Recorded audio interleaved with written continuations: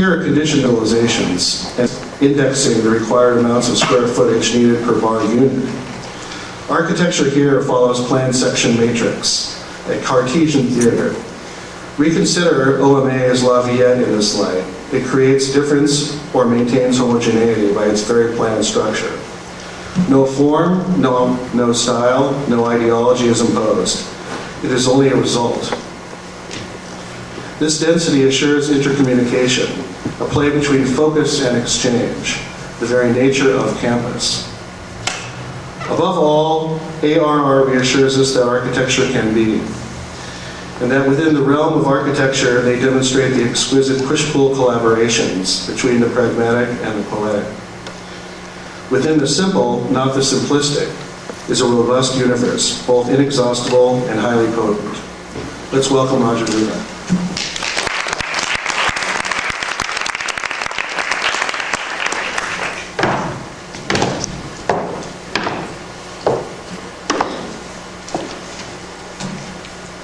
Well, thank you very much for the introduction. Actually, I should just show some slides because you said everything actually I wanted to say.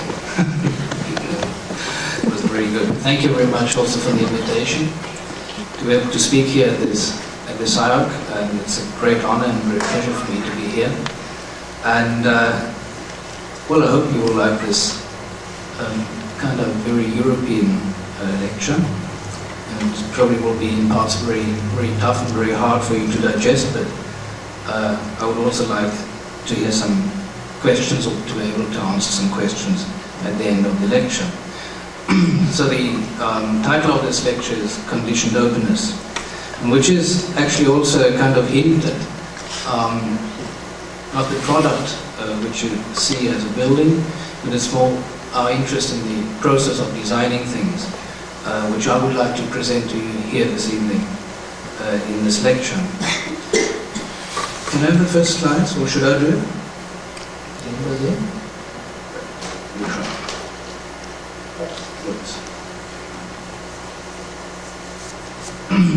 Because those who are a little bit familiar with our work might have noticed that the projects we've made and we built, and some which we've only designed, till now, most of them look very different, and you would never really at the first glance think it's the same one office working on these projects.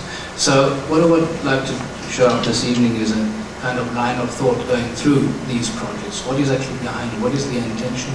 Why is actually the project which you see developed in a way as it is shown? For example, this is a project for a football stadium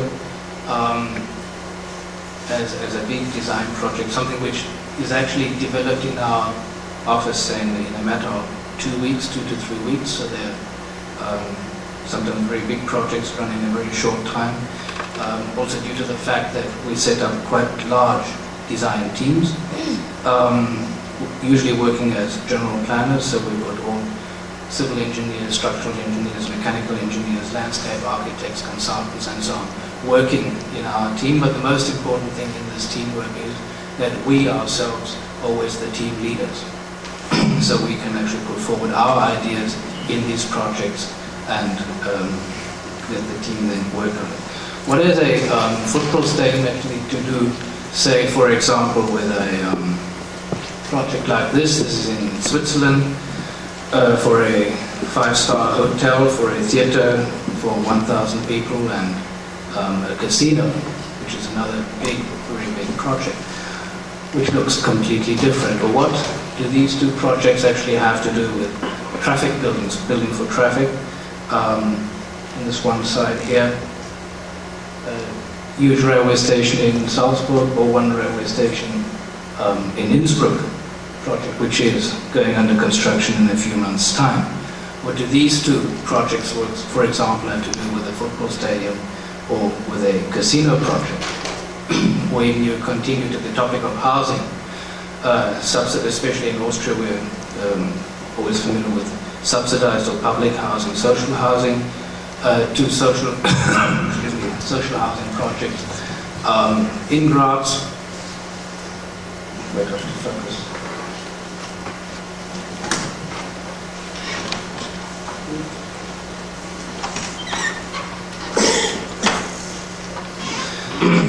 two projects which look completely different. On the one hand, on the one side, project for 11 families, here for 24 families. I think many people really know this project here. It has been published quite extensively in Europe in just about every magazine.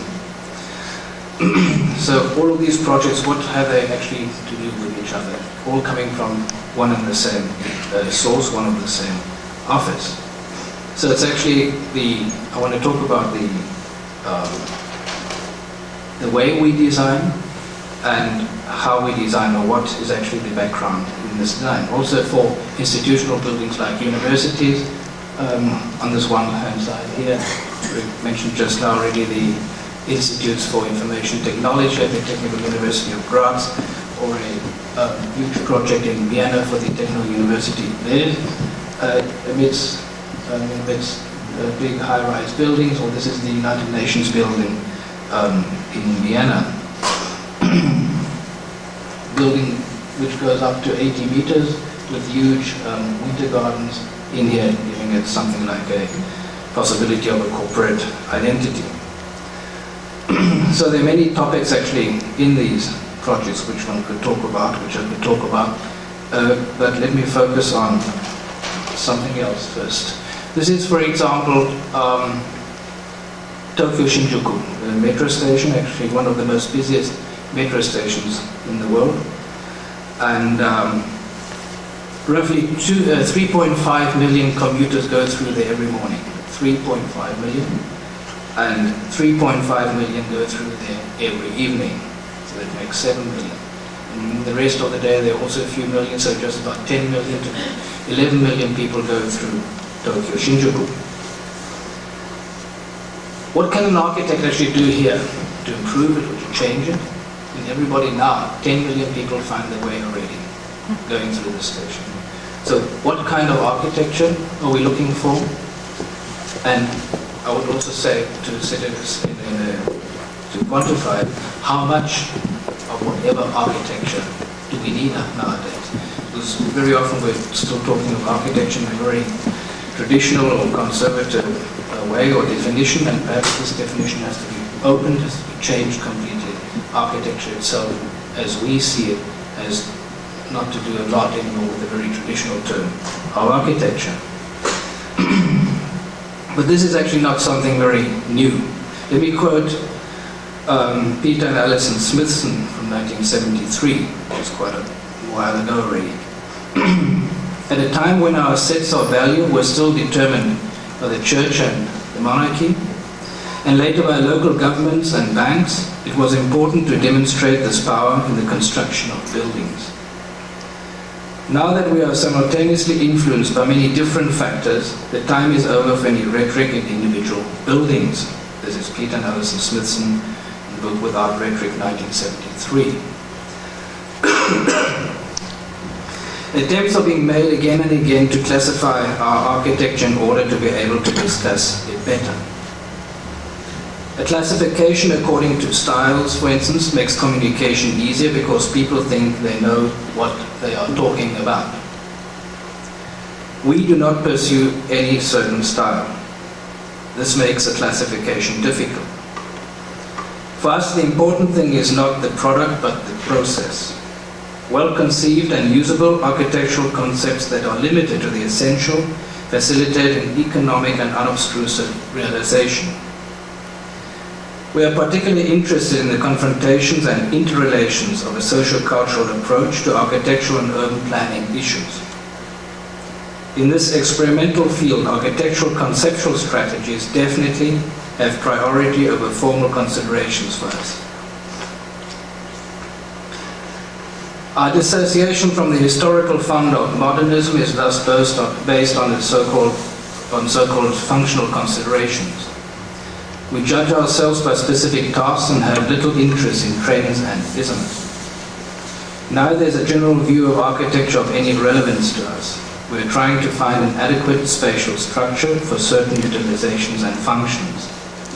In other words, we are interested in the so-called display of utilization, an open structure which inevitably results in an abstraction of spatial and organizational dispositions.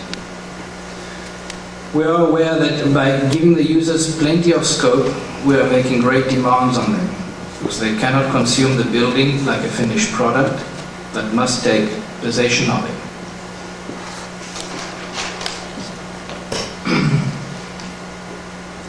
This project you see here is no hotel.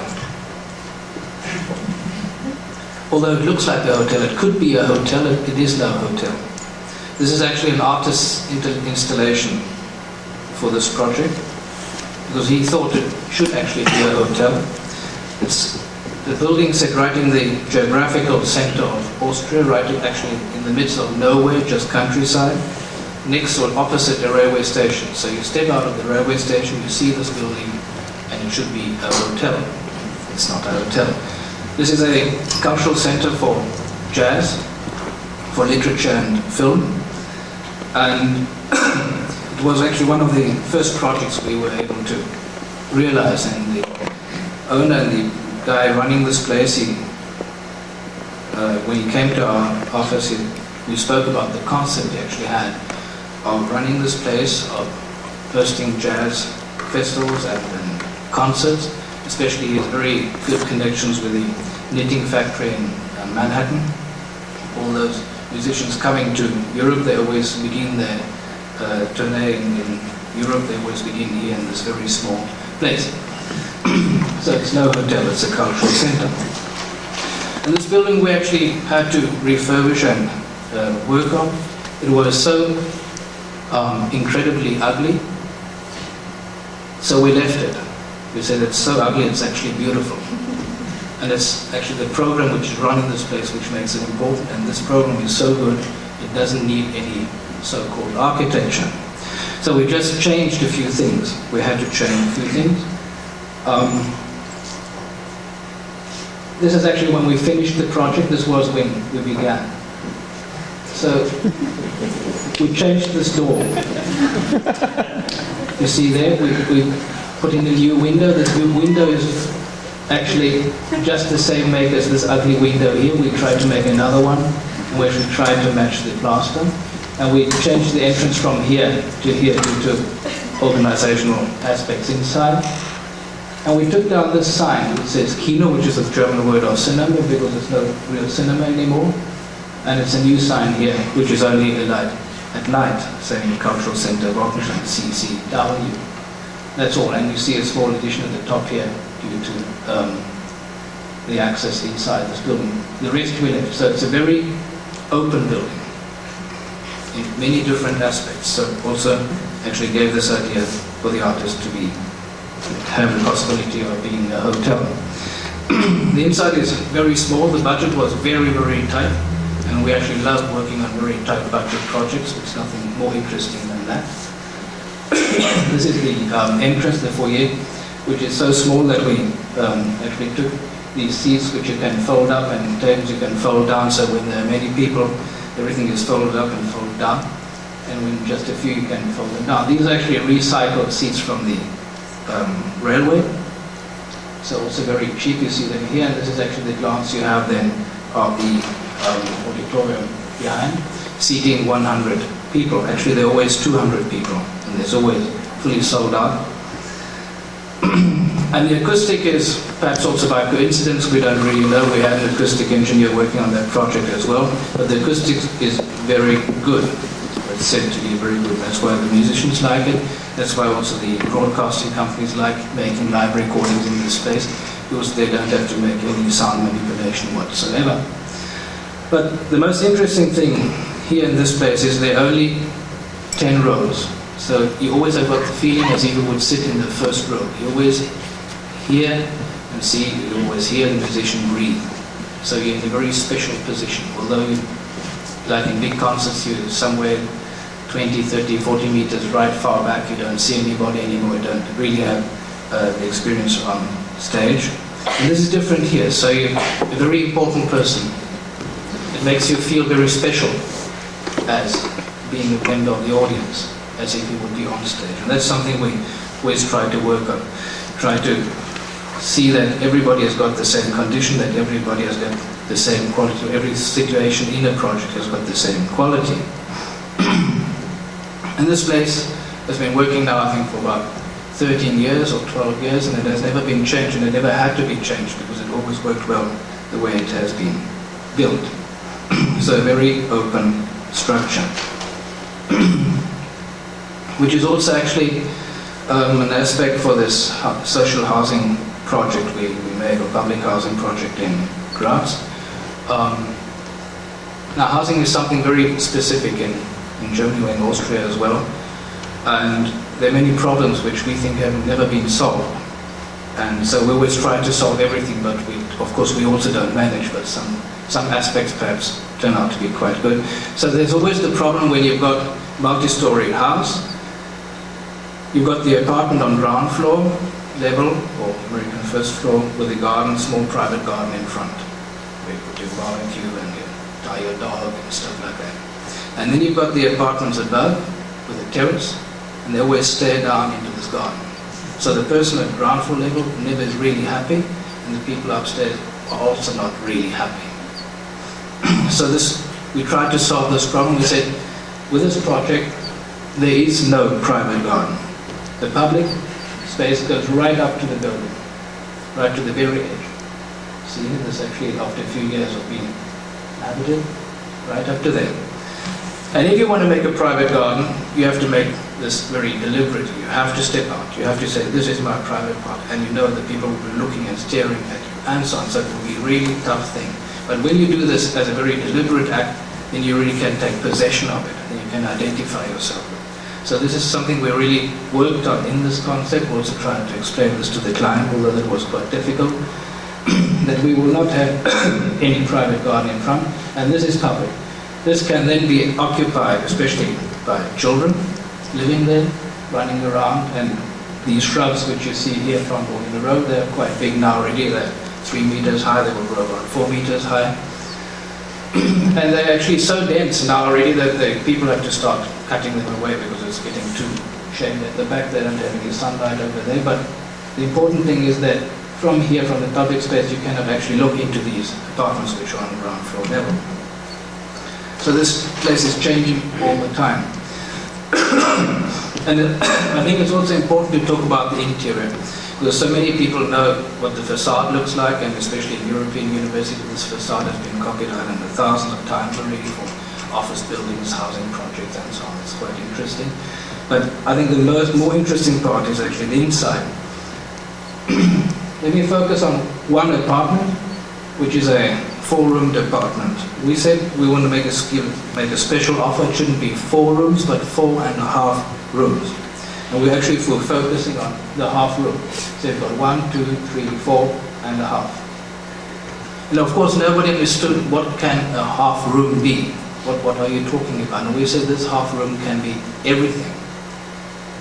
You can do anything with this thing.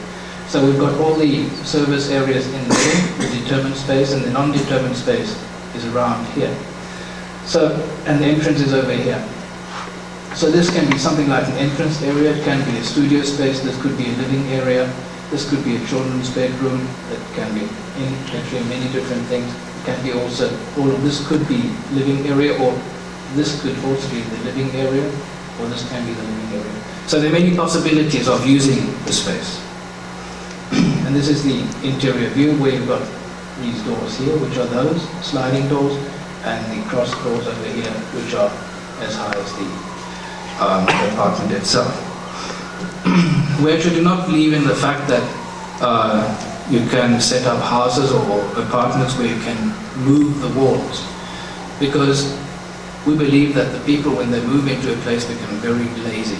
You don't move walls, you just stay there. And if you want to have another space, you move to another apartment. So we said the walls inside here, they are load-bearing, you cannot move them, but the space itself can be used in a flexible way. The walls themselves are not flexible, but the space utilization is very flexible. It is actually something like an interpretation of an old townhouse, or something like that, where you come into the space when nobody is living in there, and you really have to think about how you will inhabit the space, how you will use the space. You have to think of where you will put your sofa, where you will set up your TV set, where you will have your bedroom, and so on. All these things you have to find out before you actually bring in the furniture. With normal social housing concepts, you always go into an apartment and you find out these things immediately by special codes actually, which nobody really thinks of anymore. You always know where the master bedroom is. It's always when you open the door and you see two power plugs 1.40 meters apart, that's where you have to put the bed. And you always have to sleep there for the rest of your life. There's no possibility of changing.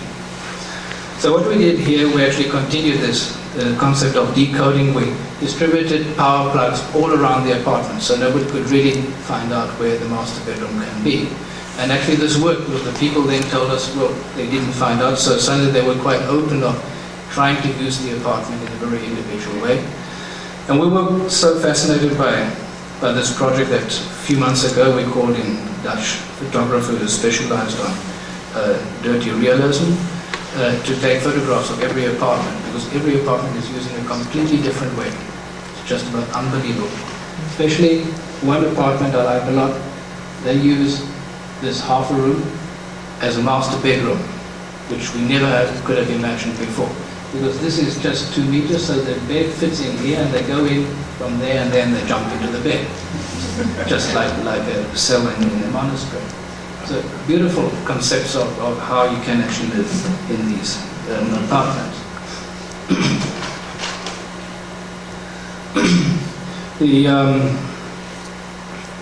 The facades on the east and the west side are slightly different due to climatic reasons also. The west is actually warmer, or heats up too much. This is the east facade, and this is also the place for the area of access. Vertical access, so we couldn't use the nylon mesh we used on the west facade. That's why there's a slight difference. And here you see this detail again. There are just a few details concerning this whole project which we thought were very important, and that's always also a way of working in our office. We set up a few principal things of a project which we tell everybody and everybody knows about it. We have to really stick to that so it can stay, or this will be a very strong project, and then you still have a lot of possibilities of interpreting other parts in the design phase. This is the part where we said this is the public going right up to the private, and we've got this joint to demonstrate this, as if the building would be hovering above the ground. And when you step out from inside to outside, this is no real step. Actually, you fall out of the apartment. And it's not you, it doesn't actually fit building regulations not at all, so it was quite difficult actually to convince the municipality that it is possible to do something like this. And now, after years of living in there, this is a very public side. The other side is actually not so public. People are using the space in front already of privatizing it. It's a big fight actually going on, psychological fight, of course. How you can actually use the space where everybody is walking up and down and so on. So, we'll see here, it's a very strong part of the concept which is now being used. Talking about these very special details in a project which you actually then should focus on to let it be a good project. Here actually one point which I think is very important also to have a look at. Due to this being a project, social housing project, so public subsidies in there, so the local government has to accept this project. And the local government in Austria and Styria actually rejected this project 3 times. They said it's impossible to live in a place like this. We would destroy the local family structure. Of course, we said cheeky as we are, what is the local family structure? Because we didn't know anything about that anymore. And they said, well, it's mother, father, and 2 children. And they said that's absolutely ridiculous because we don't have that nowadays anymore. So long fight went on, and then finally we had to find some agreement. We said, okay, you as government, you're allowed to take 30% and make the design as you would like to, and we do the rest, 70%. So they changed it a little bit because they had problems with this half a room. They didn't really understand what half a room could be. And they said, okay, this was our design here, or say this one here.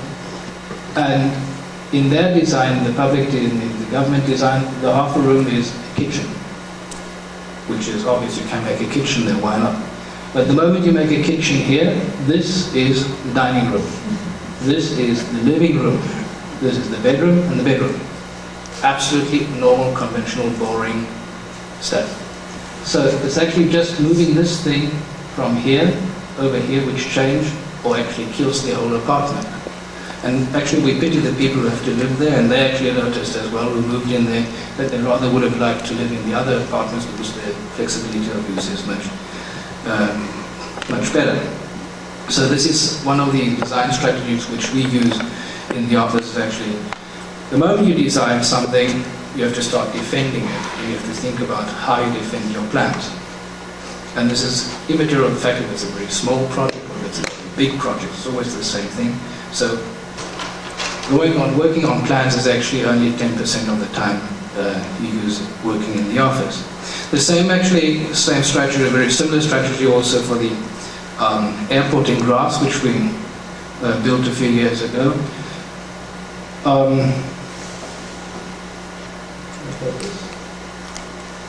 Can somebody focus that one on the far side? So we told the client, in this airport we have one line. Everybody has to keep to this one line. It was like a magical line in this project. And the plan itself was very open, so the load-bearing structure columns every 17 meters by 12 meters, so you don't really have any interference with that. And we knew that many things would still have to be changed during the design process. But I said everything has to always line up over here. This is the first major spatial sequence in this project. And somehow everybody actually got this message and worked with us, also the client and all the airlines and so on. They said, yes, well, we'll keep to this line. We don't understand what you're talking about, but we'll keep to this line. And of course, it's very hard to communicate this idea. The other thing is we said the airport needs a roof. Of course, we need a roof because we've got snow and rain in winter and rain in summer as well, so we need a roof covering everything. So one big roof, and this airport is very small. It's just for 750,000 passengers per year and 2,000 passengers per peak hour. And the time when we designed it, there was no comparable airport of this size and with this logistics behind it in Europe, so we couldn't actually go to another airport to have a look how has this thing been solved. This airport itself is only 38.5 meters wide, so it's very narrow. It's actually the smallest ever been built in Europe. Now there are many airports of the same kind, regional airports with international destinations, a high degree of business traffic going through there, and only a very small part with charter traffic. And another part which we thought was quite intriguing for the airport is it can be something like the interpretation of a town gate, a modern interpretation. So what can it look like? These were the things which we actually tried to work on in the design process, and this airport is so small that it was actually possible to work on these things. The organization of an airport is very easy. So once when you've done a housing project, everything is very easy. So the airport is so logical. You come in, you've got the check-in area here, you've got the passport control, security check, you've got the waiting area, departure lounges. You go out to the airfield, so this is the air side. The arrivals is similar. It is passport control, baggage claim, customs, and you go out to the parking area. We've got a line here. This is the administration part with airline office, banks, and so on, ground floor level, and administration, local administration, police on first floor. In this area over here, this is the tower, the existing tower. Actually, this is a refurbishment of the existing airport and slight extension, but actually only this was left over finally, the tower. This is meteorology, this is a pilot briefing, general aviation terminal, cashier, and some of this is where the pilots go out to the airfield. So it's a very simple setup. And due to the fact that the runway is parallel to the building, we thought of actually putting up something like a big signboard saying that you've arrived in Graz. That's why these big letters are in the facade. And the closer you actually get to the building, the more it kind of dissolves. And you go through the facade and you actually enter the town. So this facade runs across the old building. This was actually where the old existing airport was, which we finally demolished completely. This is the old control tower. The landside facade, of course, is different. We tried to work on the fact that even if you're used to traveling, you always get a little bit nervous when you come up. Usually you're late, and this is an airport which is very small and very close to the city center, so it's only when we take a flight from the office, we leave the office about 45 minutes prior to departure, so it's something very, very fast. So you come up here, you can look inside, so there's a big glass facade, you can see inside, you see how many people there are, and so on. So actually to reduce the factor of stress. But also here the concept was perhaps a little bit too strong. We said when we want to see everything, the logical thing is we'll just have a glass facade. And when we talk of a glass facade, we don't want to have any metal construction, nothing of the kind, so it's just glass. So we've got big glass windows. These were the biggest glass windows ever produced in Austria. They're 4m10 by 2m50. Security glass and insulated glass, so they're about 600 kilo a piece. It's just glass we just put there. But the thing we didn't actually think about before was that when there is artificial light on the inside, then you don't see the glass. So what happened if the people were running into the facade constantly? They actually got our idea that you see everything inside, you just go inside, but they completely forgot about there's still some glass in between. So we had to work on this, we had to take back a little bit the lines on and so on.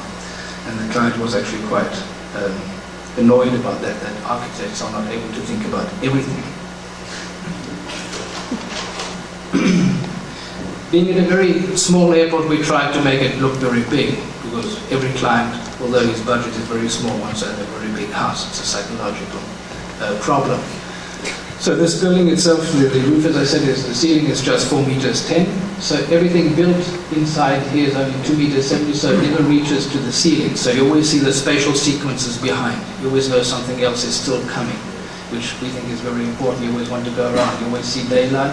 Also there's a lot of daylight coming in from the top, from the skylights, hundreds of them, which actually perforate the whole roof. Then I said before that there's a structural system of 17 by 12 meters, and you don't see anything of that in this airport, because we claim it is not important. We didn't want to show the structure, we didn't want to aestheticize the structure, but we set in this false ceiling, because between the structure there's lots of mechanical stuff in there, electricity and I don't know what. And the passenger himself, they should be focused on where they should check in, where they want to go to, and actually to calm them down. That is actually the thing that should happen in this airport. So we also try to reduce the system of symbols in the airport, because we said everything is so clear. But then we also noticed when the airport was used already that people lost their way, because somehow many passengers are kind of stupefied by symbols nowadays. They just look for A's and B's and C's and don't know where they're going. If they don't see an A or terminal B or something like that, they get lost. Even if they see the plane in front of them, they would never dare go there. So we also have to introduce A's and B's and stuff like that after a while and readjust the system. Making the small airport look bigger, we also set these signboards at the back, far behind the counter, not above the counter, which you usually see in airports. Also the effect that when you at the counter as a passenger, you always can see where you're heading for, which company you're talking to, which causes a problem that you cannot have a lot of lighting here, because you would have reflection in the computer screens. So also this had to be thought about and developed in lots of model studies and case studies with our lighting technicians in order to be solved. So there are many details in this airport which finally actually nobody really notices anymore, which we think is actually something very good, because you as a passenger should take center stage. The baggage claim area, also again with the sequences of spatial sequence behind here where you can see it still continues, and also a concept for advertisements, because also these things an airport needs. And we don't, on the other hand, we don't want to be the caretakers. We don't want to go to a place after years and say you're allowed to do that and you're allowed to do that and so on, take that away, that looks disgusting. It has to be very normal. Everybody should be very comfortable using a place. So we try to introduce systems which they can use, and perhaps it works for a few years, or perhaps it doesn't work, but this was just one system where you can actually rent units for adverts, and which is actually there are just a few walls in this whole airport where we've got the advertisements. Going into the administration area, this is a two-story blocks, or 3 blocks with 2 stories. Here, actually, for the first time in Europe, we introduced a system of using heavy gas for insulated glazing. which was to that time something completely new. We knew about that, something is coming up like that before, but nobody had the technology yet. So before we started, we were designing glass facades with tubular insulation inside, which is about 13 centimeters wide, and there was no experience with that at all, except for in Germany for a building, but they only had 3 centimeters. So it was something very risky, and we were planning on that and spending a lot of time until one day this company came along and said, don't want to try to use this gas, because they found the right glue which can actually keep the gas inside the glass. And I said, why not? And this is actually an absolute revolution in glass technology and glass facade, because the insulation value nowadays is so good as if you would be using a normal brick facade. So it doesn't matter if you use glass facades or brick facades anymore. But this looks like a very conventional glass facade. We don't want to show up that there's something else being used, because the glass itself looks the same. You won't see any difference. And of course, we couldn't tell the client about that. It's just something very ordinary you can see in every supermarket. Because we would have told him there's something completely new, nobody has tried before. We probably would never have been successful in building this. So till now they haven't complained about it, so we believe it's working quite well. Actually, the glue is still working. Oh, sorry, this one here. We were then also commissioned with the car park for the first phase was for 300 cars, and the second phase for 600 cars. And all of you probably know this problem with car parks at airports, that you leave your car, you spend your holidays somewhere, you come back, great holiday, sunshine, stuff like that, and you forgot where you put your car. And you start looking and thinking and looking and so on. So we said, okay, we actually want to see if we can solve this problem. First of all, by making the car park as abstract as possible, so you don't actually notice there's a car park. You have to look for this car park. And when you enter, you've got a certain system of signs and symbols of colors and so on, like on this side here. Being in a split level garage, you've got green and red, and you've got lines for the floors, and 4 lines also says 4, and A is for red, and B is for green, and so on. And this continues right up to the vertical axis as well. So when a family actually goes on holidays, everybody perhaps subconsciously can remember something, the color, the lines, the A's and the B's and so on. And when they come back, they actually can put together all the things they've remembered to find this car. And actually this system has worked till now, as we've heard, very well. And when you actually leave the car park, you suddenly can actually decode these lines, you know what they are about in this building. But of course, playing with the method of making something very abstract, you have to be very careful as well not to go too far. You always have to think of what should this building actually serve. Making an airport too abstract will not work. Making a car park a little bit abstract works quite well.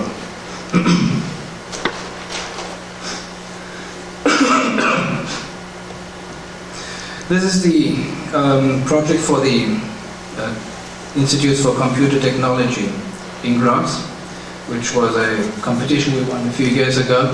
And first half of the project has been built. This is the whole project you see here. This part is the part you see over here. So this is not yet under construction. The Technical University in Graz has about 12,000 students, and there are 3 sites in town with these students, or where the campus is. And this is something like a campus-like situation, which is something very uncommon in Austria and Germany. And actually a campus area lacking identity completely. These are huge buildings. So we said it should be something like a missing link between residential buildings, high-rise buildings, single-family houses, and the university complex. And we wanted to create some space which can actually lead to some kind of identification with the space, leading it to be a place after a while. These were actually the conceptual ideas with this project. So we said it can be something like the interpretation of a small town. What is a small town? A town is houses, streets, squares, proportions, high, low, wide, widths, and so on, material, and lots of possibilities of using it, and surprises. Town needs surprises. So you always want to be surprised. Something always has to happen in the town. And you also have to create possibilities for surprises. So we set up this very rigid concept of something like 32 buildings or 16 buildings or 8 buildings, depends on how you want to read it. Something which is quite open, you can always go through here. Something which has got an orthogonal system of access as well inside. Long bars which look very, very rigid, which you see here. So this is actually the system of having squares in between these buildings where you can actually go through, or you can actually go through in that way as well.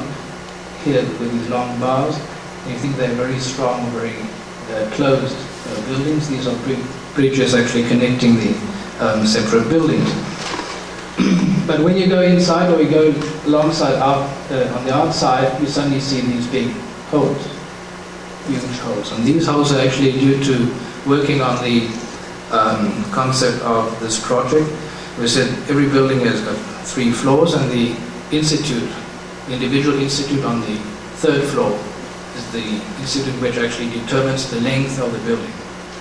The institutes on the 2 lower floors, ground floor and 1st floor level, are those which are a little bit smaller. So as a result, you've got a hole. So we said, we as architects, we will determine where this hole will be.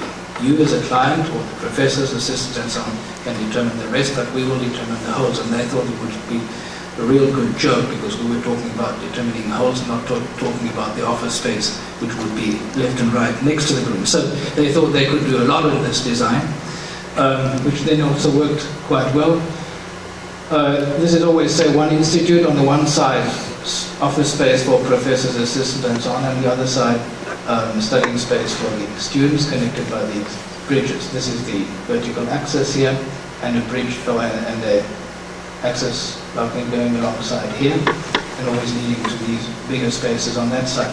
The building itself is always 6 meters and wide and 4 meters apart and 6 meters outside. So there's a certain rhythm in this project. And here, this is one of these holes you see also. If you go along here, this is a hole.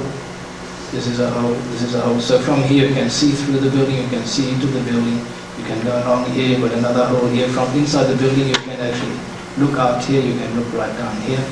So there are lots of holes, like a Swiss cheese. Actually the building is just holes.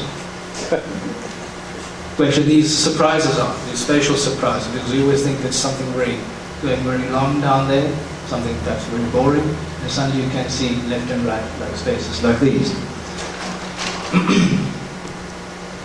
We hosted an international competition for art, and the competition was won by a Dutch artist, Marijke de Gooy, with the project The Orbit of the Butterfly, actually also using these holes, these open spaces or these voids, to show up where you can actually go through this very strong or rigid building. You see these double floor holes here, or single floor holes here, and sometimes they're just one floor in the middle, but never on the top floor. To actually articulate the form of the building, we actually closed this space as far as possible to actually have an internal facade here, and at the same time try to actually have a very similar flooring inside and outside. So you just have got these big bars lying on this very abstract floor. And then we designed these bridges, and we're very nervous actually about, because when this project was built there were no bridges, and we actually quite liked the idea that it's so transparent, and we always looked at our plans and said, oh God, we designed this and we just hope it will work. So we were absolutely nervous, and then these bridges were built with this metal mesh over here, and we were actually quite surprised that it's so transparent, because we were right on the verge of changing everything already, or throwing away everything, because it would have been we thought it would be too close, but luckily enough it was something very open. So we as architects don't really always know what it would look like, and we always like to be surprised ourselves. The auditoriums themselves, due to being as a volume, as a building volume, completely different to these buildings up here, are set underground and also don't need any daylight.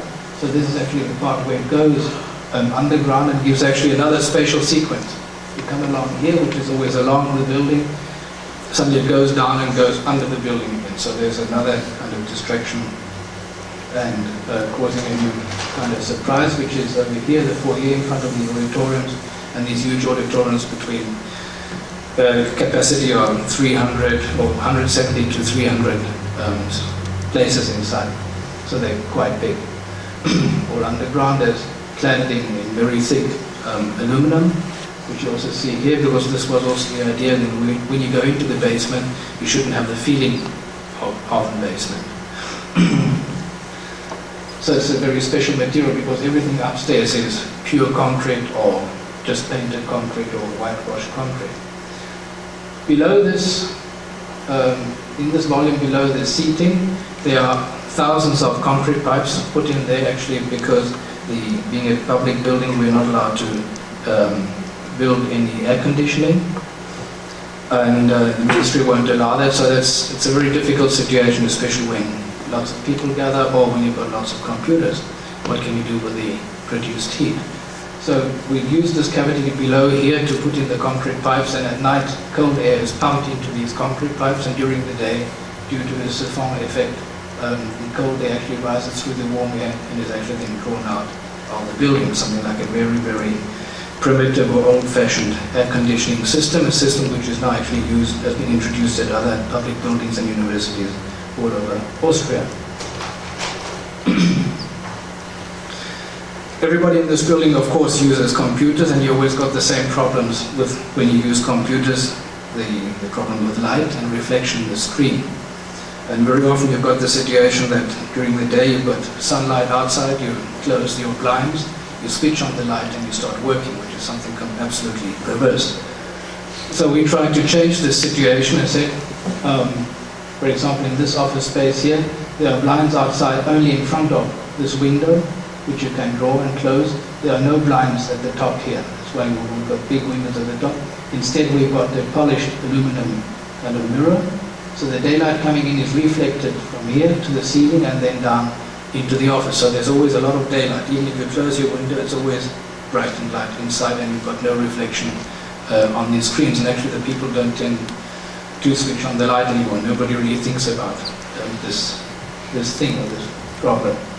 On the in the studio space facing north, of course the daylight situation is different, so we don't need this reflective system over here. But here as well, you only can draw the blinds in this part.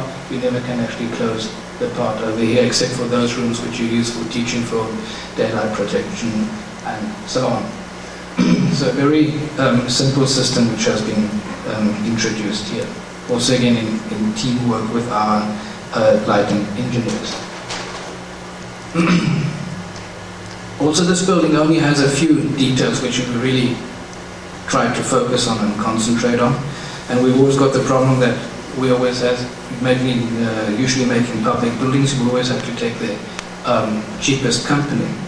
So you're always actually kind of dependent on how good this company can work.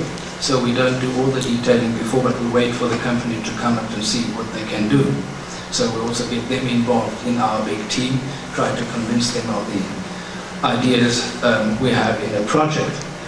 So it's got a lot to do with communication until you actually finally can build the building. This is a building which where we used colored concrete using black pigment of about 5%, and there was no experience in that before. And then we wanted to have, and this is perhaps something not anything new for you, we wanted to have bad quality concrete. Because everybody in Austria can make good quality concrete, so we said, no, we want to have bad quality. Not only because we wanted to be different, but also because we wanted to actually have a surface wall which would be very similar to the ground floor, the gravel outside. So the difference between the vertical and the horizontal would only be defined by the sunlight. So that would actually then determine the different surfaces. So then the construction company came up with the idea of using old formwork. And of course they don't have any old formwork when they set up a building site like this, so there was new formwork, and this new formwork was actually aged or made old by actually using it in the basement. So because the old formwork has got different qualities when you cast the concrete inside in comparison to new formwork, which makes it very shiny and glossy, and we didn't want to have that. So this company also found out that when you use something like low technology concrete, primitive, it suddenly can become very difficult to actually realize and to construct. Another detail we wanted to have were sharp edges in the whole building, and that is something very uncommon for construction companies because they usually put in beads over here, 45 degrees, so the corners would not chip. We said no, we want to have this in the whole project. And making cheap or bad quality concrete makes the building cheaper, so they can take a little bit care for that. So it's kind of a deal to do with it. Inside we were not able to use colored concrete due to structural reasons, but having a window in between, you don't actually realize the difference anymore. When using this very rough concrete, and we didn't find any sealer for this concrete, you have the problem that when it rains it actually draws out little parts of cement all the time. And when the cement washes across the window gets blind and you have to replace the windows. So the client said we have to have small roofs over every window, and of course that looks absolutely disgusting. So we called in the company producing window frames, aluminum window frames, and we told them about our problem we have, and we kind of convinced them that we together, they and us, should develop a new kind of window frame. Of course we do not have any money for this research, they are a big company. We said they can use it as a standardized product later on, but we would like to be the first who can use this new window. So we developed a new window frame, which is actually in front of the facade, 2 centimeters in front of the facade, so the water comes down, drops behind the window frame, goes around the window frame, and comes out the bottom again. And now this window is actually very popular, especially in Austria, used by many other architects, also set up in a very flush way, so you just have got a very thick joint. That is a very nice window frame which we were able to produce here. So this is also a technique or a strategy we use in our office when we want to have something very special, always to draw in companies to help us, because these companies got an incredible amount of know-how, and are also very glad if they can hear some opinion from architects to develop their project or products in another way. So finally we've got these very rough facades, and due to the fact using these very strong or straight aluminium window frames, you suddenly notice how rough and oblique this concrete can be. And this building, I said before, is 6 meters wide, and they had lots of trouble actually casting the concrete. It was very difficult to cast concrete through so many windows, and so it actually deviates by about 12 centimeters, so the facade goes like this. It's like cardboard, so it's only 20 centimeters. And it was actually like building a model, because they first made the facade and then put the building inside, because this facade itself is not a load bearing. It's a concrete facade but not load bearing. It's like a curtain facade. You see the columns behind here? So that's actually, the facade does not have to bear any load, so it can be something completely else. So there are no actually structural constraints in this facade. Okay, so there are many topics in here, so I quickly would like to read a few parts to that before going on to the next project. We do not strive for the so-called simple form as our aesthetic goal, as you saw now. However, this simple form can be the result of a designing process.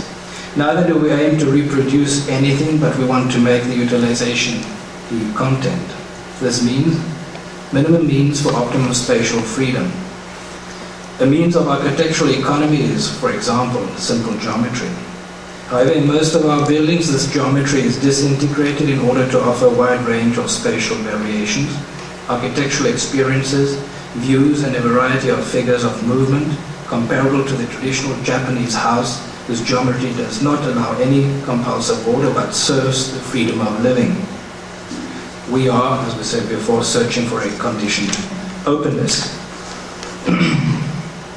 We hardly ever think in architectural terms. The analysis of utilization has an impact on the type of building, its location, and the lighting. The utilization is analyzed, not defined. Once this is done, we look for the construction and the material. The material, the details, and the construction should not become any kind of problem, neither during the design process nor during the construction on the site. When specifying the details, we are not primarily interested in developing the detail, but rather in integrating it into the context of the task to be solved. Details must subordinate themselves and at the same time must be able to support a concept. Therefore, we cannot support a lapse of details into trivialities, let alone an understanding of details as so-called architecture. Classical modernism can only be newly interpreted and translated into the present if it is free from its ideological and dogmatic burdens. Only then can a functional realism develop from the old so-called functionalism. Why are structural elements produced from concrete, glass, steel, wood or bricks, to mention just a few building materials? Or maybe the question should be formulated more precisely.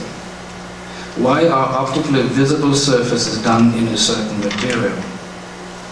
This question arises particularly in the context of surfaces which have no specific static function, in which the materials need not to be used for constructive reasons. Basically, the answer is appearance. The appearance which interacts with other components, especially aspects and factors that have a qualitative influence on the appearance of a building.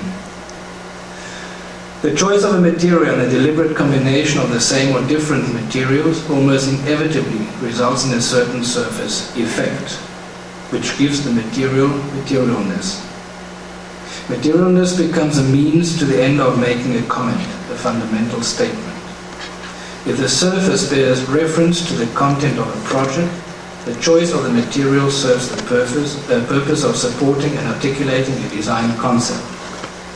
Surfaces and concept cannot be viewed separately, and it must be added that the concept can range from a town planning concept to the development of a layout plan.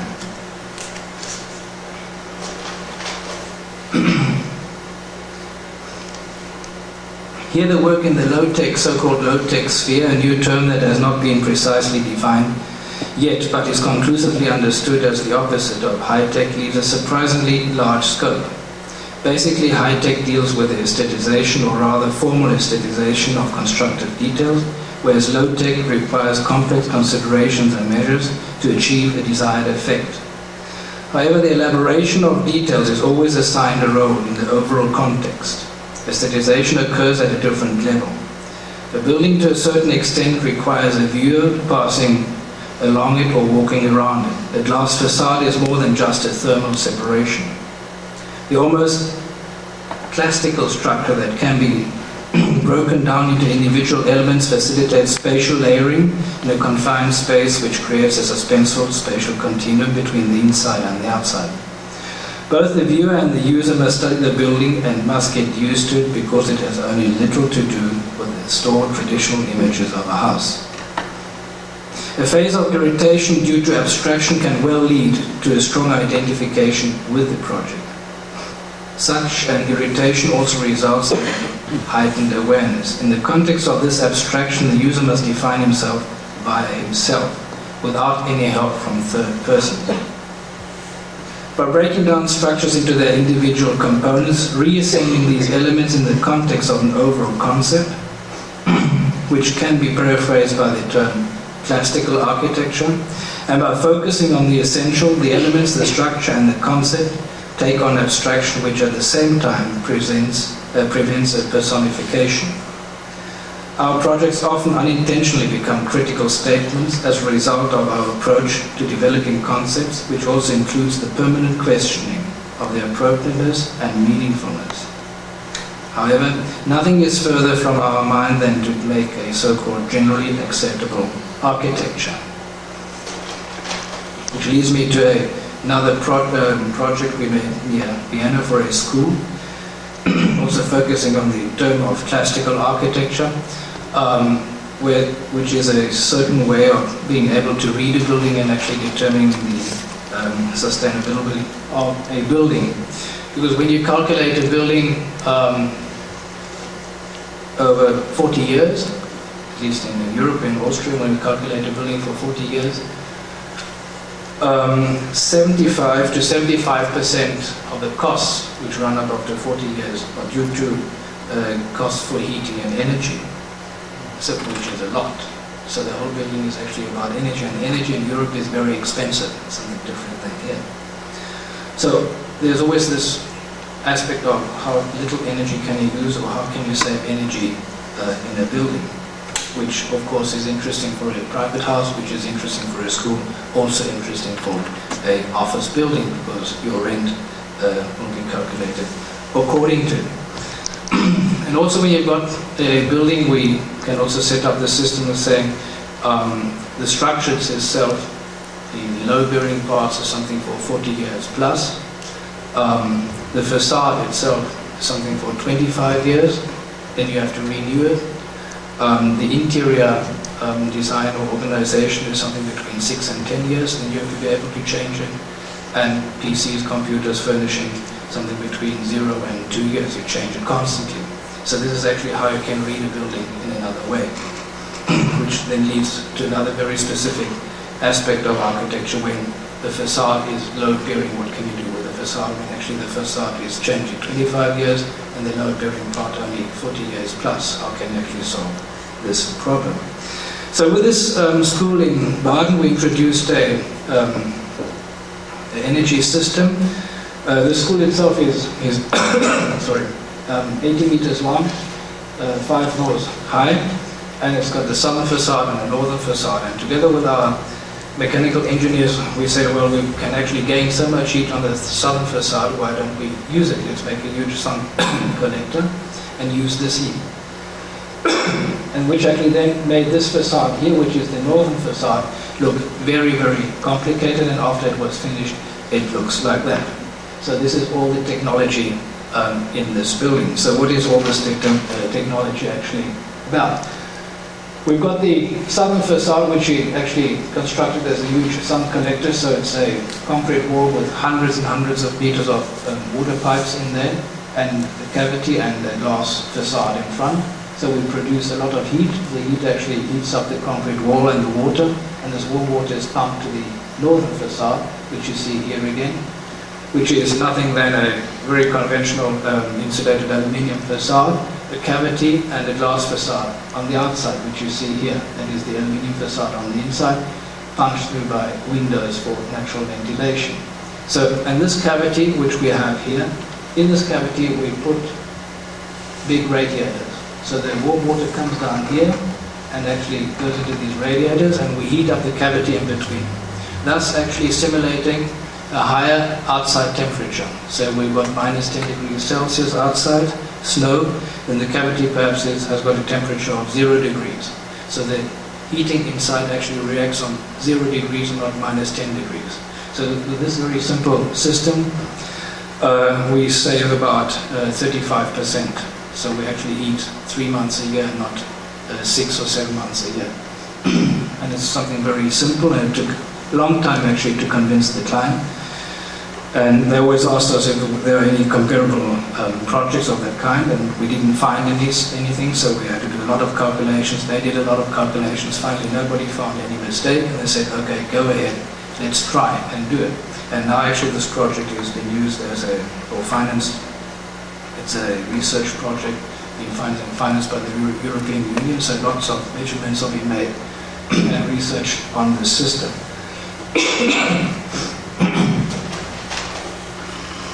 What is the project actually? What does it look like? It's a huge site we had here, also a competition we won, in the midst of a very beautiful, very rich town, and we were actually obliged to build the school over here, which we said it was ridiculous.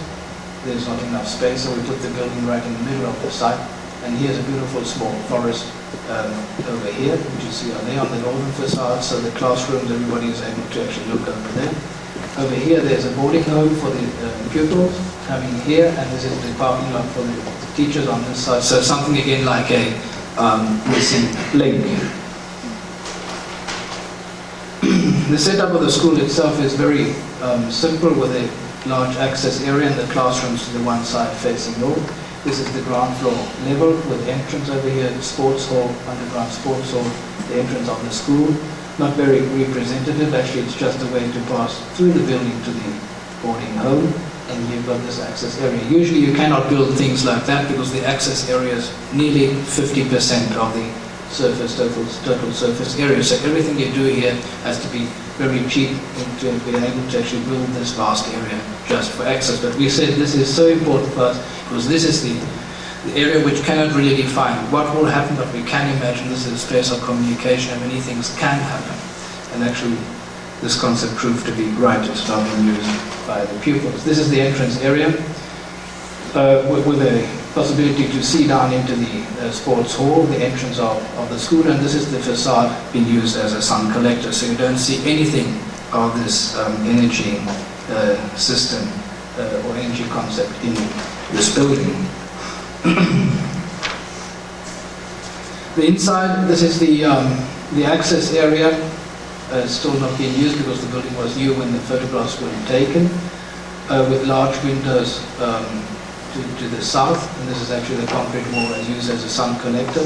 We play with translucent and transparent windows, which was also used facing north to the forest, so a small forest over there, with translucent and transparent windows to enable a lot of daylight to get into this building.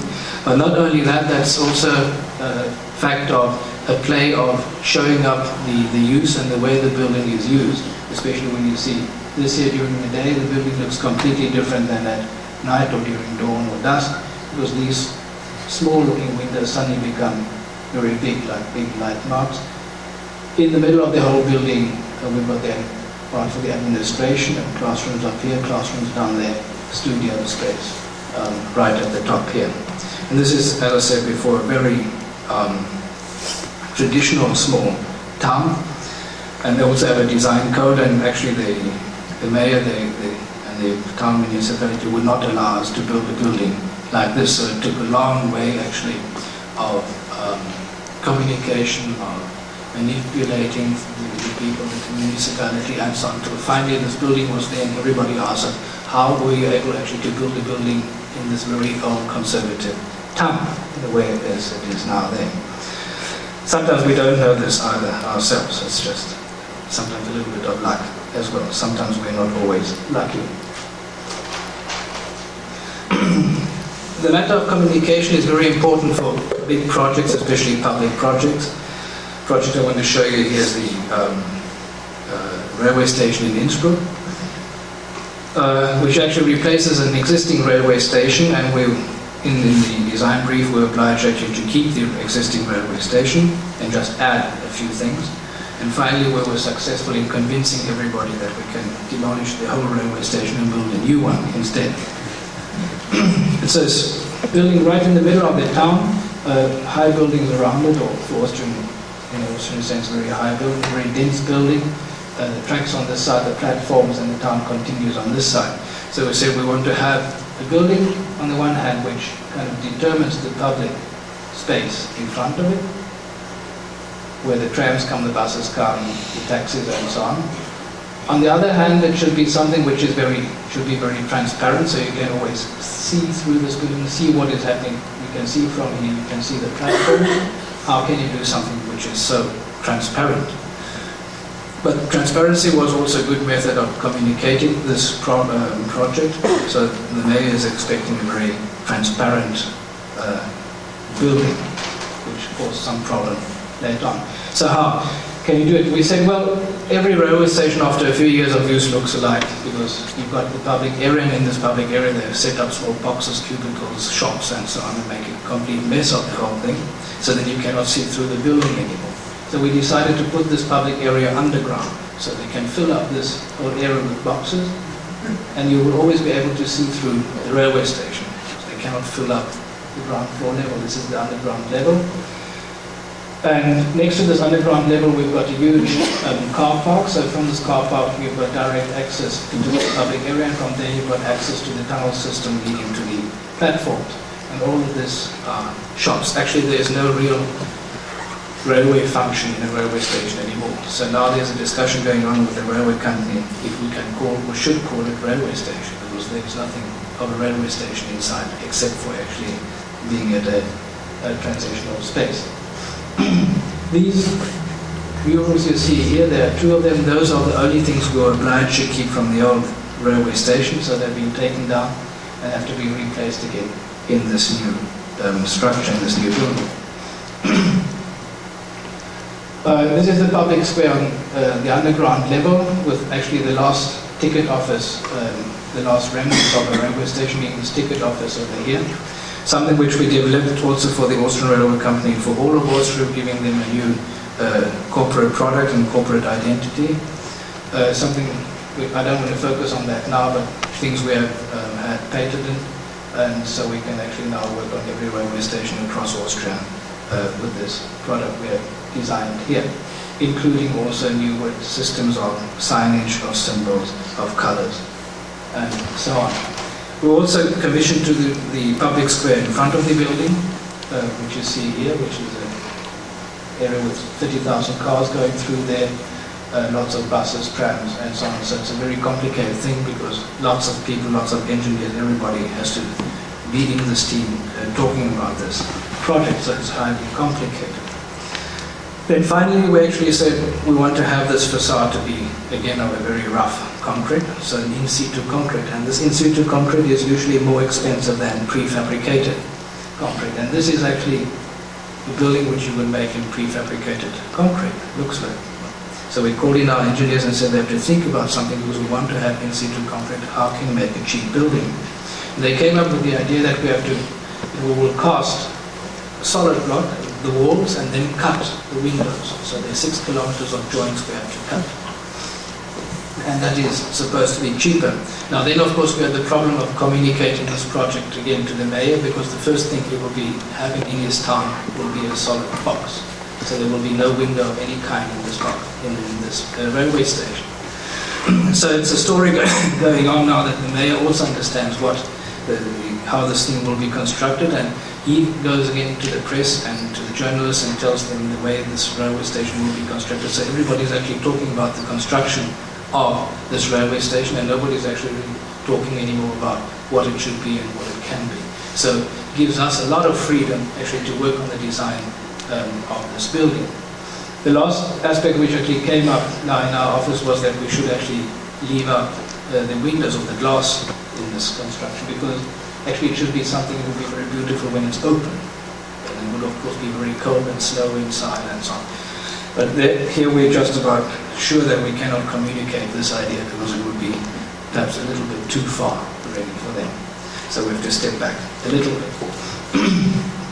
But these are very specific problems of communication, as also this last project I showed here now. A project where we were invited by the Museum of Contemporary Art in Barcelona to participate in an exhibition where the museum invited 4 architects, and it was a combined exhibition with the MoMA in New York and San Francisco and the Wexner Arts in Columbus, Ohio, each hiring actually 4 architects with a very low budget to make an installation or a project in the public space. And the MACBA in Barcelona, the Richard Meier Museum, is actually said it felt like a bomb in this quarter. So actually the square in front is no real public square, it's just actually that what was left over. And there always have been talks going on of changing this, putting up new facades, new buildings and so on. And we said, well, before doing something like that, you should first be able to perceive the space as it is now. So we call this project Outline. So what we did, we put up these lines going right around this whole square, covering the new building, the old buildings, historical buildings. This was a project by Vivenda Gaillard, who was invited as well with Webb Hotel. The sports field were made by Vini Mas, and this installation was made by Avalos Herreros from Madrid. So altogether we made this quite big exhibition. And actually the longest part in the process of design was the negotiation with the neighbors of how long can these lines be there, or what material can they be, because we wanted them to be painted.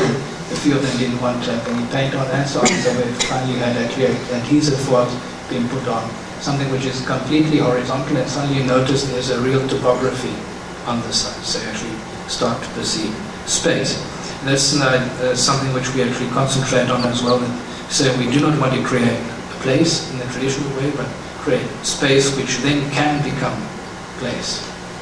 Because then it is open. If you just create place the first moment, perhaps there's a possibility of identifying yourself with it, but it can become boring very soon. But the moment you have to start working with the thing you are seeing, you start actually liking it or disliking it or whatever. At least there is some kind of reflection of you as a person or as a utilizer with the space around you. As a final quote, I would like to quote Ernst Hübner, actually, which will be part of the new book we are working on, which will be published in October this year.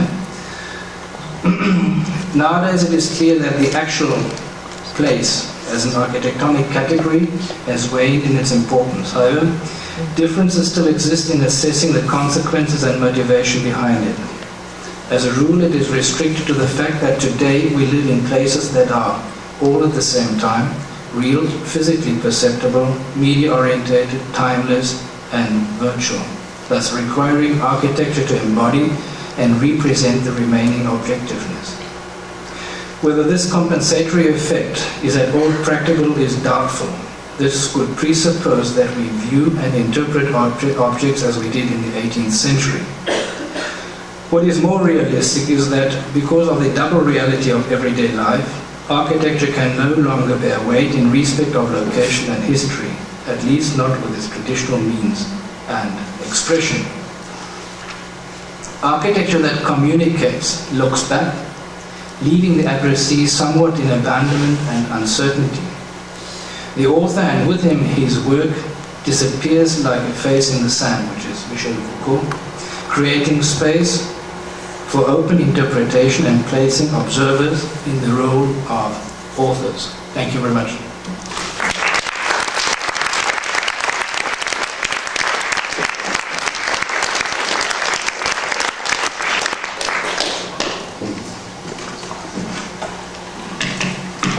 Okay.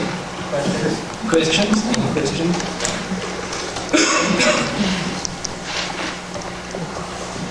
Okay. In your introduction, you consciously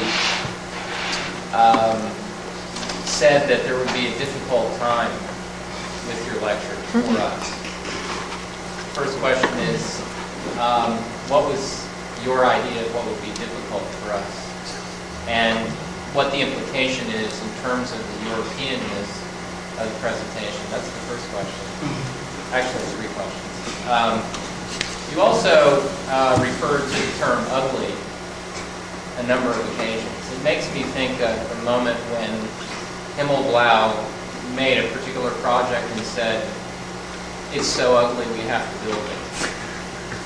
That also perhaps ties into a particular Viennese tradition of art, whether it's the grotesque, the body, etc., which happened maybe in the 60s. What is your connection to that? Is it unconscious or is it deliberate? And finally, in the computer science project, where the rough concrete meets the gravel as a way to make the building not disappear, but connect to that surface, doesn't seem to be in connection with the quote that you read from the Smithsons, who sort of talk about a particular kind of appropriateness that at one level was unable to take on programs as poetic as that. Have you annexed a particular kind of poetic program into your work that's well beyond the brief of the client? It seems obvious, but I want you to elaborate on those things. Okay. Well, actually, when I say that, perhaps it would be quite hard to digest. Actually, comes from the fact that gave courses, quite a few courses in Venice and in Barcelona for students from the States, and I always was kind of depressed with their attitude towards architecture, saying, well, we as so-called design architects, we've got no possibility of doing anything actually in the States. Everything has been done by huge companies, and this was somehow a very, very bad thing, very sad situation. And also then this approach of saying, well, we don't only just do the design, but actually we try to do everything, because when we set up a design, we also tend to say that we should be good enough to be able to realize it in a very good way, because if you make a mess of that second part, then it's no real use designing a fantastic building, because nobody will ever notice, or everybody will kind of complain, or the critique will be negative, saying, well, they can't even then build it, because finally, I think most people, or most architects, would like to build the projects they have designed, one way or the other. So, of course, I don't know the SCI-Arc that well, and how the students have been trained here, so that's something I actually assume without actually knowing too much about it. And I think it's also something very is based on an tuition system, especially in Germany and in Austria, where a lot of stress is also put in the field of building technology, which is not the case, say, for example, in France, or also in Spain. It is also building technology, but they, on the other hand, they say they just cannot build it because they've got no companies building this, who are able to build this.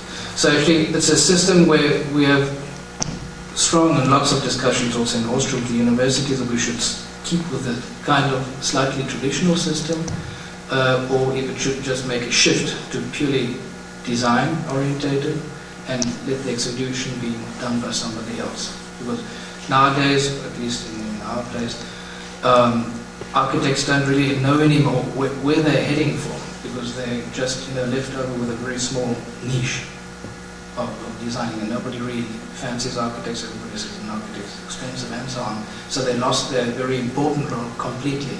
That's also due to the mistakes they've done in the past themselves. So we see our part actually somewhere else, if possible. I mean, we're working on this as well. We haven't yet succeeded, saying that we would like to start actually the point of programming a building. Before anybody has thought of a building, we as architects should do that, and then convince the client, the politician, and so on, saying there should be something of that kind, and then let's build it, because then the design process itself is only a very small part, and not anymore the most important part, because everybody at the moment, they see what the building would look like, they start criticizing the building, and that is something where the architect is always in a defensive role, and that's something very difficult. So he has to get away, and if you can explain, well, it doesn't matter what the building looks like, but it is important to have a building, then it's another discussion. Then you have to talk about the importance of the building, so you can focus on something else, and that leaves a lot of scope for the architects. This is a field where lots of discussions are going on at the moment, where are architects in their role in society, they're heading for, and what is actually going to be left over of architects, which I see as something very positive. I'm not afraid of the future at all. But I know many architects say, well, we have to give up all our fields we've done before, being the sole design architect, because nobody actually accepts this role anymore. But that's a very specific topic, which is also a big discussion at the universities in Austria. Talking about the ugliness. No, we don't actually see the ugliness, as I say, something poetic. It's something we just find or see, and we see actually its value. And for example, the university building was designed in a different way before, and we had it commissioned, and we were ready to build it, and then we had a long talk in the office about it, and we said we cannot build it the way we've drawn it up. It was in a glass and aluminum construction, and well, everybody liked it, and the moment everybody likes it, and that's something which makes me absolutely nervous, because I think then something must be wrong. And so we threw away all the plans we had, and we started from scratch again. We had to look at this, at the very small Perspex model we made, scale 1 to 500. We said that is actually the strength of this whole building. So we thought, what is actually wrong with this building? We drawn it up in a very, say, finally conventional way, and we said, okay, it has to be in concrete, because we've got the topic of the surfaces, of the horizontal surface, of the vertical, something which should match but also be very different. Something perhaps also going into spheres of minimal art, but these things were not, we weren't able to communicate with the ministry or with the client at all, because they said, well, we know what you're talking about, you want to have ugly looking building and you will be proud of it, and we as a ministry, we have this disgusting building. So it took a long time to talk with them, and finally we said, okay, we don't have to build this building, they can build something else in the meantime, and in 10 years' time, perhaps you've got time to build this building. And that actually shocked them completely and said, okay, go ahead with this building.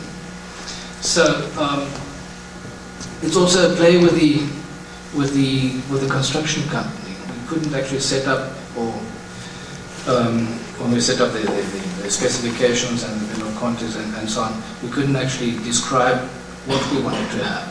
We said we have to find out, and if we've got a company who cannot do it, then we cannot do this. So it actually is touch and go play going on. It's not really an architectural, sophisticated topic being introduced in the system.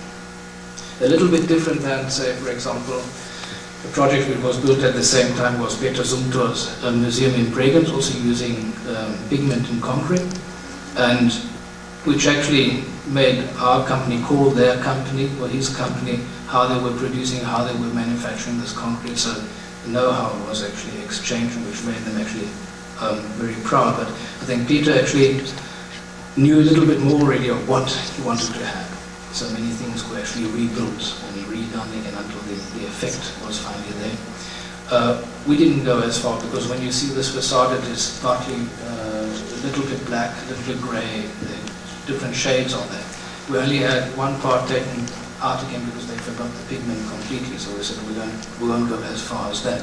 So we always leave a lot of scope also for the company themselves. And when you see these photographs, you actually can't imagine how rough the whole thing is. That's actually also the thing of saying we're going one step in the direction of the topic of ugliness and the whole sphere of ugliness, but then on the other hand also have to see what can we really do with that. Because we cannot force somebody who cannot build a straight wall to build a straight wall, because we will never be able to build a straight wall. And before a person, I don't know, quits the job or commits suicide, it's better to have him on the job and build something where he can be happy as well. Okay, and then there was another question? I personally didn't see any ugly buildings, actually. Pardon? I didn't see any ugly buildings, to be honest with you. I saw very, very complicated buildings, very well thought out buildings. And that in itself is the beauty of the building, because we all started from a sphere or a cube. And I think the simplicity of the so-called design in architecture and actually introducing somebody who views or lives into your building to the way it was done, I think it's more important to me than having a beautiful building like the Louvre. And it actually reflects the technology of today, like the walls that are now created as a double glazed in glazing, and they have the same value as a brick wall. And all these innovations that you come in with air conditioning and stuff, I think it's pretty remarkable. So I'm just trying to defend the simple cube, that's all. Well, there's actually, in terms of ugliness or not liking it, a very nice anecdote of a person living in this one housing project I showed. And she once told me, well, you know, I don't really fancy this building where I have to live in, where I'm living in, but I don't like this architecture. But you know, when I'm inside my apartment and I draw curtains and I just see beautiful buildings. The trend in Los Angeles also is to live in a loft these days, which is also an industrial kind of building. So. Yeah. Well, actually the ugly and the beauty are very close to each other. It's more a philosophical aspect or topic. And it's perhaps also something what you're used to see, and suddenly these expectations are not met. And perhaps people say this is something very ugly. For example, the first project I showed with this cultural center was a center we received a very prestigious architectural prize award, and which caused a lot of discussions, but the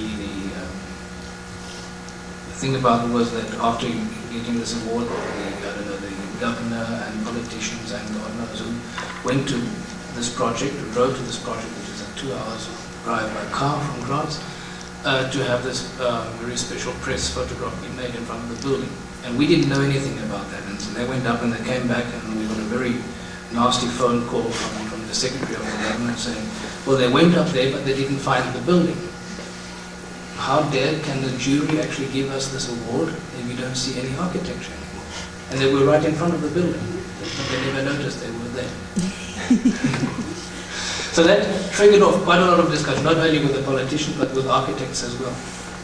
Also, architects have to take some time and have to, especially think about other terms of architecture, about the ugly or the beauty, or what can it be. Because as we also say, you can do the sophisticated, beautiful looking architecture, but you should be able to do it because usually you are trained in a way like that. But that becomes boring after a while. And perhaps there's something else you would like to express with the building. You want to cause some friction, you want to cause some reaction. You always have to be conscious of the fact that it can be something which is too strong, or what you will be doing with this building. It's always a play, actually, how far can you go? And that is perhaps also due to your own private role you play in society. Are you absolutely satisfied with everything around you and the society and stuff like that? Perhaps you would never do an architecture which would cause any friction.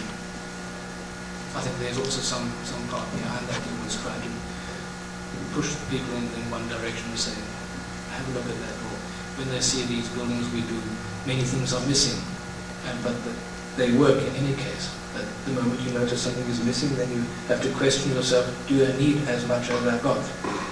Could it be less? But why should somebody have less? It should be something else, another quality you have to give instead. And these qualities we're always trying to look for and to find. Thank you, that's great. More questions? Any other questions?